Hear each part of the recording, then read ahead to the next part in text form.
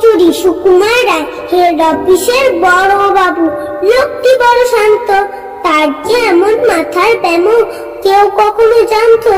দিব্যি ছিলেন খোঁজমে চাচে, চেয়ারখানি চেপে একলা বসে ঝিমঝিমিয়ে। হঠাৎ গেলেন খেপে, আতকে উঠে হাত পা ছুড়ে চোখটি করে গোল।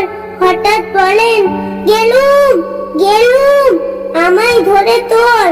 তাই শুনে কেউ বুদ্ধি রাখে, কেউ বা হাঁকে পুলিশ, কেউ বা বলে কাম বেঁধেবে সাবধানেতে তুলি।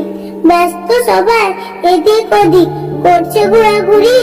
বাবু হাঁকে, ওরে আমার গোপ দিয়েছে চুরি। গোপ হারানো আজব কথা, তাও কি হয় সত্যি? গোপ ছাড়া তো তেমনি আছে কুমিনি এক রত্তি। সবাই তাকে বুঝিয়ে বলে সামনে ধরে আয়না, মোটেও গোপ হয়নি চুরি, কখনো তাই না। রেগে আগুন তেলে বেগুন, তেরে বলেন তিনি, কারো কথার ধারধারি নেই, সব বেটাকেই চিনি।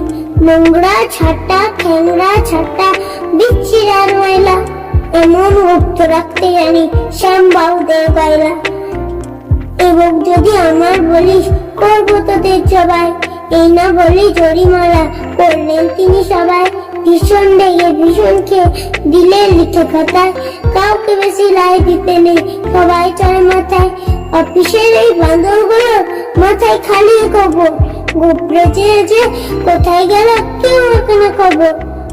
ইচ্ছা করে এই বেটাদের কোপ ধরে খুব নাচি, মুখগুলোর মুন্ডু ধরে কোদাল দিয়ে চাচি। গোপকে বলে তোমার আমার, গোপ কারো কেনা, গোপের আমি গোপের তুমি, তাই দিয়ে যাইছেন।